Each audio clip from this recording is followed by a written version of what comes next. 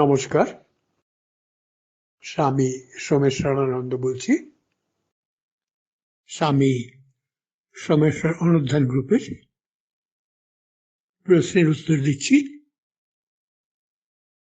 প্রথম প্রশ্ন শুভঙ্কর পান্ডা। শুভঙ্কর বাবুর প্রশ্ন, উপলব্ধি করার শিক্ষা কি আদৌ দেওয়া যায় নাকি অর্জন করতে হয়? হলে কিভাবে? পজিটিভ নেগেটিভ তো মানুষের তৈরি করা ধারণা, তাই কি? প্রকৃতির কাছে কি এসবের কোনো অর্থ আছে? শুভঙ্কর বাবু, একসঙ্গে একটা প্রশ্ন করলে ভালো হয়, কারণ আরো অনেকে প্রশ্ন করে, সেই জন্য। যাই হোক, আপনার প্রথম প্রশ্ন, উপলব্ধি করার শিক্ষা কি আদৌ দেওয়া যায়? কোনো শিক্ষাই দেওয়া যায় না, এমনকি ফিজিক্স কেমিস্ট্রির শিক্ষাও দেওয়া যায় না। ফিজিক্স কেমিস্ট্রি বুঝতে গেলে ল্যাবরেটরিতে যেতে হয়, যদিও প্র্যাকটিক্যালি থিওরিতে তারা পড়ে, তাও ল্যাবরেটরিতে যেতে হয়। পরে দৈনন্দিন জীবনের ব্যবহার দেখতে হয়, এবং অর্জন যে করতে হয় তার কারণ, অঙ্কেতে কেউ 100 পায়, কেউ 110 পায়, তাই না? যে যেমন অর্জন করে, সব শিক্ষাই অর্জন করতে হয়।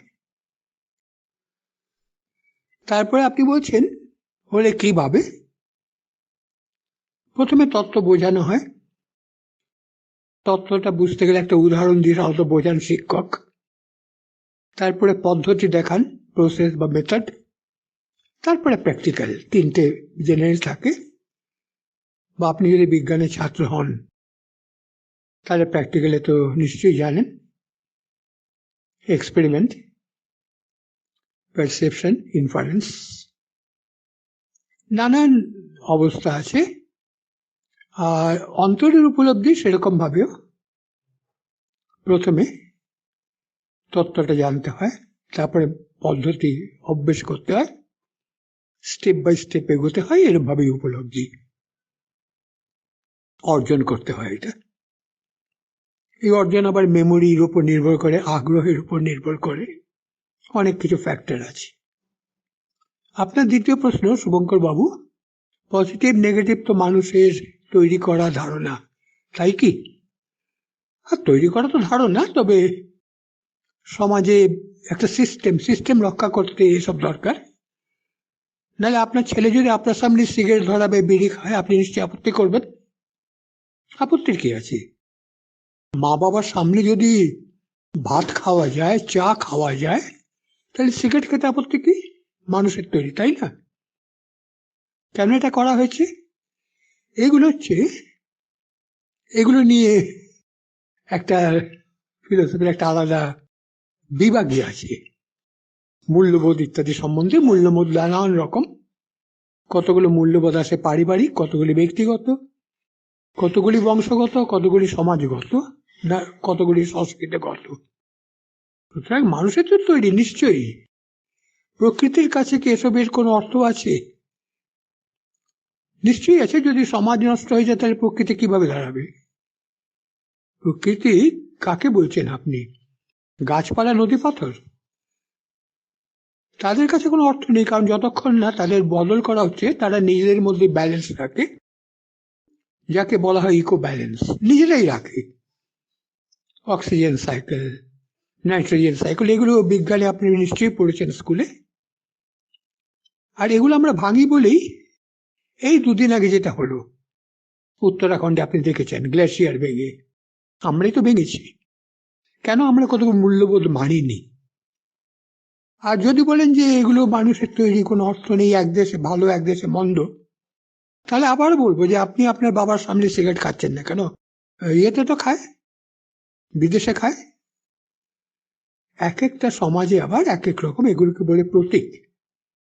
পায়ে বই লাগলে বই নিয়ে মাথায় ঠেকায় ছেলেরা, আমরাও ছোটবেলা ঠেকেছি। এটা একটা প্রতীক, শ্রদ্ধার প্রতীক, জ্ঞানকে, জ্ঞানের প্রতি শ্রদ্ধা।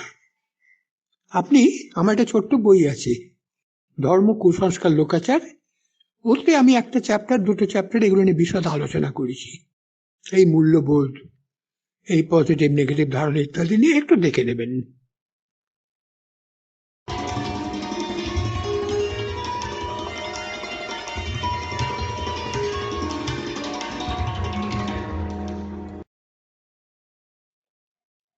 এবারের প্রশ্ন করেছেন অভিষেক দত্ত। আমি একজন শাস্ত্রীয় সঙ্গীতের শিক্ষার্থী। সঙ্গীত সাধনার মাধ্যমে কি ঈশ্বর প্রাপ্তি বা আত্মজ্ঞান লাভ করা সম্ভব? হ্যাঁ, ঠাকুর বলেছেন রামপ্রসাদ গানে সিদ্ধ। তাছাড়া তানসেনী গুরু হরিদাস স্বামী, তিনিও গানের মাধ্যমে, গানকে সাধনা করি তার ঈশ্বর অনুভব হয়েছিল। সঙ্গীতটা, শাস্ত্রীয় সঙ্গীত, এটা বিনোদনের জন্য নয়, এটা একটা আধ্যাত্মিক সাধনা হিসেবেই করা হয়। গান গাইতে গাইতে মন যখন শান্ত হয়ে যায়, একেবারে শান্ত, গানটা চলছে, গায়ক নিজেকে ভুলে যান। যেমন যারা নাচেন, নর্তক নর্তকী নাচতে নাচতে এমন একটা স্তরে আসে তখন নাচ চলছে কিন্তু নর্তক নেই। গানেও তেমনি, গান চলছে, গায়ক নেই। যার জন্য আগেকার যুগে শাস্ত্রীয় সঙ্গীতকার সবাই গানের সময় চোখ বন্ধ করে নিতেন, যেমন ধ্যানে চোখ বন্ধ করে নেওয়া হয়। সুতরাং আত্মজ্ঞান লাভ করা সম্ভব, ঈশ্বরের প্রাপ্তি সম্ভব, যখন একজন চূড়ান্ত উচ্চরে চলে যায়।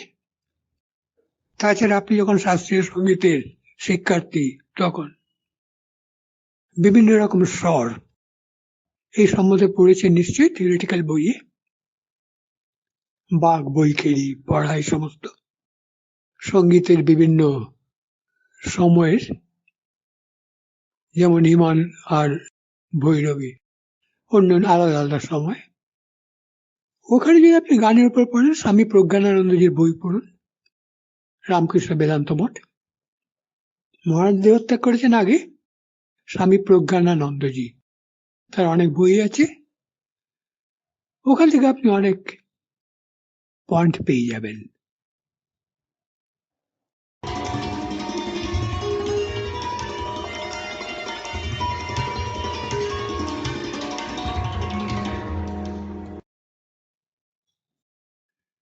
পরের প্রশ্ন করেছেন সৌমিত্র বসু। সৌমিত্র বাবুর প্রশ্ন। ঠাকুর বলেছেন এক হাতে সংসার করবি, অন্য হাতে ঈশ্বরকে ধরে থাকবি, পরে সংসার ছেড়ে দুই হাতে ঈশ্বরকে ধরবি। এখন দুই হাত দিয়ে ঈশ্বরকে ধরতে চাইলেও আমরা সংসারের লোক সেটা পাচ্ছি কই? কত নির্দেশ চাই, না পারা তো সম্ভব নয়। এটা তো অনেক উঁচু কথা, তাই না? বিজ্ঞানের গবেষক, তিনি দুই হাতে বিজ্ঞানকে ধরেন, সংসার দিকে নজরই দেন না। আইনস্টাইনকে সংসার নিয়ে ভাবতেন? লাইট বিল জমা দেওয়া হলো কিনা, কিংবা আজ বাজার করা হলো কিনা, ভাবতেন না। দুই হাত দিয়ে বিজ্ঞানকে ধরেছিলেন। যে কোনো সাধনাতে, এটা জাগতিক হোক আধ্যাত্মিক হোক, সে সময় পুরো মন প্রাণ হতে দিতে হয়। সংসারের দিকে কিছুটা সামান্য ব্যাপার। এবং শোনা যায় এডিসন, বিখ্যাত বিজ্ঞানী, আপনিও নিশ্চয়ই নাম শুনেছেন, সবাই শুনেছেন, তার যেদিন বিয়ে হয়, ও তো খ্রিস্টান, সকালে বিয়ে হয়ে গেছে চার্চে, বাড়ি ফিরে তিনি যথারীতি ল্যাবরেটরিতে ঢুকেছেন, কাজ করে যাচ্ছেন, সন্ধে হয়ে আসছে। তা বাড়ির চাকর তাকে এসে বলে, এবার চলুন রিসেপশন। বলে কিসের রিসেপশন? বলে বা বিয়ের রিসেপশন। তো এডিসন এসেছেন, কার বিয়ে? বলে আপনারই তো হয়েছে। বলে তাই নাকি? আচ্ছা। তিনি মনেই করতে পারেনি। তা এই হলো দুই হাতে সাধনা, বিজ্ঞান তো সাধনা, দুই হাতে ধরা। আর আপনি এখনই পারবেন কোথায়? দুই হাতে ধরলে তো আপনার সংসারে ভেসেই যাবে। নাগমশ পেরেছিলেন। তো যাই হোক, এগুলো সাধনা, এখনই সেটা দুই হাতে হবে না। সেই জন্যই ঠাকুর বলেছেন এক হাতে ঈশ্বরকে ধরে আর এক হাতে সংসার করতে।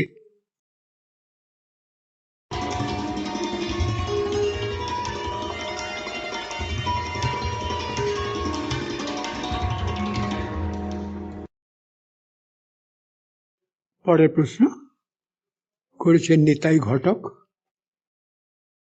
নিতাই বাবুর প্রশ্ন, চিন্তা তো মানুষ মনে করে, সেই মনের অস্তিত্ব আদৌ কি আছে? থাকলে তা কেমন? বিজ্ঞান কি মানুষের মনের অস্তিত্ব প্রমাণ করতে পেরেছে? চেতন, প্রাকচেতন বা অবচেতন মন বলে সত্যি কি কিছু আছে? থাকলে কেমন? অনেকগুলো প্রশ্ন, এখন থেকে একটা প্রশ্ন যদি করেন ভালো হয়, তাহলে আরো অনেকে সুযোগ পায়। নিতাই বাবুর প্রথম প্রশ্ন, চিন্তা তো মানুষ মনে করে, সেই মনের অস্তিত্ব আদৌ কি আছে? থাকলে তা কেমন? আছে নিশ্চয়ই, নাহলে মনোবিজ্ঞান, সাইকোলজি তো একটা বিজ্ঞান। মন একটা শক্তি, জৈব শক্তি বলেন বিজ্ঞানীরা। মস্তিষ্ক থেকে উঠে যেমন জেনারেটর থেকে বিদ্যুৎ তৈরি হয়, ঠিক তেমনি ব্রেন থেকে যে শক্তিটা বেরোয় তাকে এরা মন বলছেন। বিজ্ঞানের কথা বলছে, আপনি যেহেতু বিজ্ঞান নিয়ে তুলছেন প্রশ্ন, এবং তার অস্তিত্ব আছেই। বিজ্ঞান কি মানুষের মনের অস্তিত্ব প্রমাণ করতে পেরেছে? বিজ্ঞান যা প্রমাণ করতে পারে সেটাই সত্যি, আপনাকে কে বলেছে? বিজ্ঞান সত্যের সন্ধান করে, কিন্তু বিজ্ঞান যা বলে সব হচ্ছে হাইপোথেসিস, 100% হাইপোথেসিস। কেননা বিজ্ঞান আজ যা বলে কালকেই তো তা বাতিল করে দিতে পারে। নিউটন বলেছিলেন মাধ্যাকর্ষণ শক্তির কথা, আপেল উপর থেকে পড়ছে। আইনস্টাইন এসে বললেন, ভাই এই মাধ্যাকর্ষণে আকর্ষণ পাকর্ষণ কিচ্ছু নেই, এটা আকাশের বক্রতা ধর্ম, কার্ভেচার অফ স্পেস। নিউটনকে উড়িয়েই দিলেন তিনি। কিন্তু নিউটন এখনো পড়ানো হয়, স্কুলে পড়ানো হয়, কলেজে নয়। আবার আইনস্টাইন বলেন ব্ল্যাক হোল সবকিছুকে আকর্ষণ করে টেনে নিয়ে যায়, আলোকেও টানে। স্টিফেন হকিং এসে বলেন, না টানে না তো, সবকিছুকে বিকিরণ, রেডিয়েশন আছে, এবং সেই বিকিরণের নামই দেওয়া হলো হকিন্স রেডিয়েশন। সুতরাং বিজ্ঞান আজ যা বলছে কালই তা বাতিল করতে পারে। বিজ্ঞান সত্যের সন্ধান করে, কিন্তু আবিষ্কার করে যা সেসব হাইপোথেসিস। সুতরাং যারা বিজ্ঞান দিয়ে ধর্মকে কাটতে চেষ্টা করেন তারা বিজ্ঞানের তাৎপর্যই বোঝেননি। এই দেখুন, আমরা ছোটবেলা পড়েছিলাম 9টা গ্রহ, হঠাৎ সায়েন্টিস্টরা কয়েক বছর আগে প্লুটোকে উড়িয়ে দিলেন নবগ্রহ থেকে। তাহলে বিজ্ঞান দিয়ে আপনি কি মানবেন, যার যে নিজেই ঠিক করে বলতে পারে না এখন? তবে হ্যাঁ, কাজ চলে যায় আমাদের, যে যেমন স্মার্টফোনটা বিজ্ঞানেরই অবদান, এবং আমার আপনার কাজ চলে যাচ্ছে ভালো মতন। বিজ্ঞান কি মানুষের মনের অস্তিত্ব প্রমাণ করতে পেরেছে? এর বিজ্ঞান কেন প্রমাণ করতে? এটা আপনি বুঝতে পারছেন তো, আপনার একটা মন আছে, আর বিজ্ঞান প্রমাণ করতে পেরেছে মানেই তো মনোবিজ্ঞান, এই জন্য হয়েছে সাইকোলজি। চেতন বা অবচেতন মন বলে সত্যি কিছু আছে? থাকলে কেমন? সমুদ্রে নানান স্তর আছে, সমুদ্রে নামলে বোঝা যায়, এবং সমুদ্রের একটা স্তরে গেলে আপনি আর কখনোই উপরে উঠে আসতে পারবেন না, একেবারে নেমে যাবেন, এত চাপ থাকে। সেরকম মনের মধ্যে বিভিন্ন স্তর আছে। চেতন, এই যে মন নিয়ে আপনি ফোনটাকে দেখছেন, শুনছেন, ভাবছেন, কাজ করেন, সেগুলো চেতন মন বলে, কনসাস।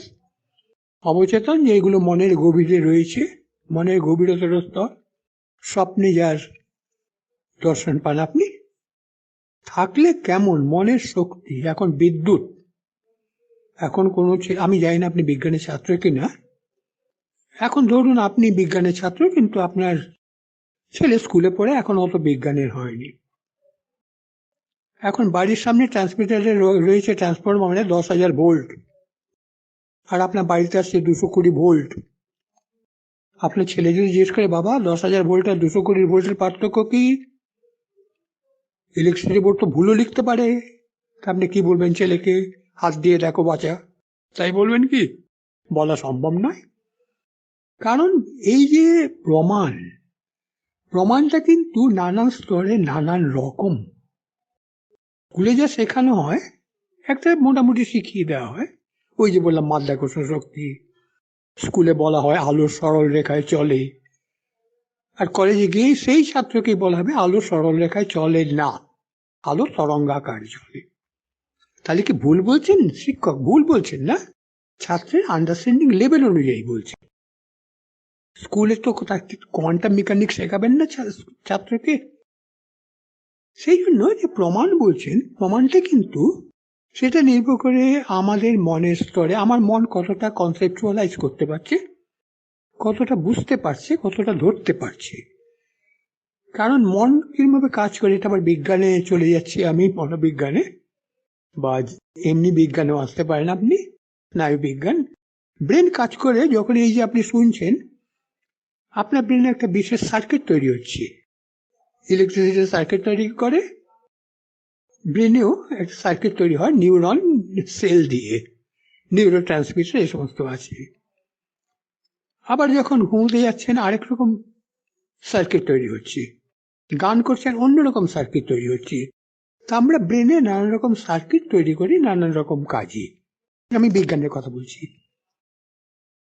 অনেক সময় হয় কি, যারা খুব সৃজনশীল মানুষ, তারা ইচ্ছে মতন ট্রান্সমিটার দিয়ে বা নিউরনগুলো দিয়ে নতুন নতুন সার্কিট তৈরি করতে পারেন।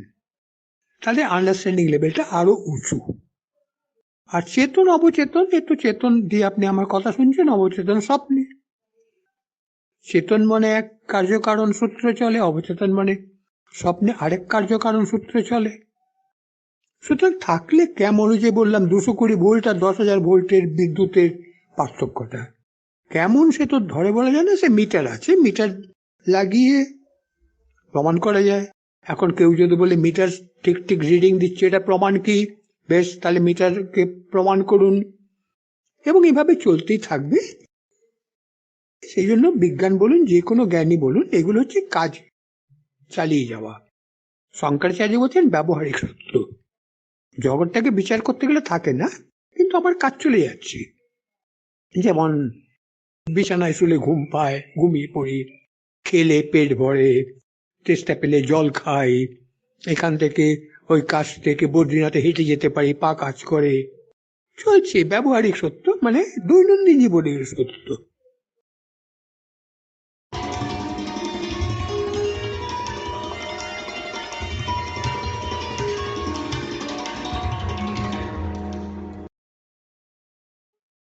এর পরের প্রশ্ন, শেষ প্রশ্ন, অনিমেষ চ্যাটার্জি। অনিমেষ বাবু বলছেন, আমি মিশন থেকে দীক্ষিত, গ্রুপের টাস্ক রোজ করার চেষ্টা করি।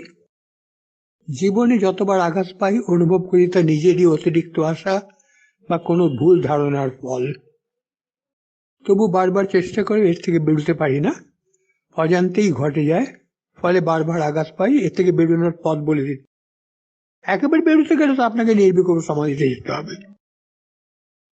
আপনি এগুচ্ছেন কি পিছুচ্ছেন সেটা সবসময় কম্পেয়ার করে বুঝুন, তুলনামূলক ভাবে। গত বছর যতটা আঘাত পেতেন যে ঘটনায়, এবছরে কি তার চেয়ে কম আঘাত পাচ্ছেন, বা আঘাতের ইন্টেন্সিটি, তীব্রতা কম হচ্ছে? যদি হয় তবে আপনি এগুচ্ছেন। এরমভাবেই আস্তে আস্তে এগুতে হয়, এক পা এক পা করে, তুলনা করে করে এগুন। গত বছরের সঙ্গে তুলনা করুন, গত মাসের সঙ্গে তুলনা করুন। এইভাবে করতে করতে গত বছর হয়তো 10% সাকসেস ছিল, এবছর সেটা বাড়িয়ে 12% কি 15, আবার 3 মাস বাদে সেটাই বেড়ে 18 হবে। এইভাবে আস্তে আস্তে চলে যেতে হয়। একে বলে পিলগ্রিমস প্রোগ্রেস আধ্যাত্মিক জগতে। আজ তাহলে এখানেই শেষ করি। সবাইকে নমস্কার। সবাই ভালো থাকুন আপনারা।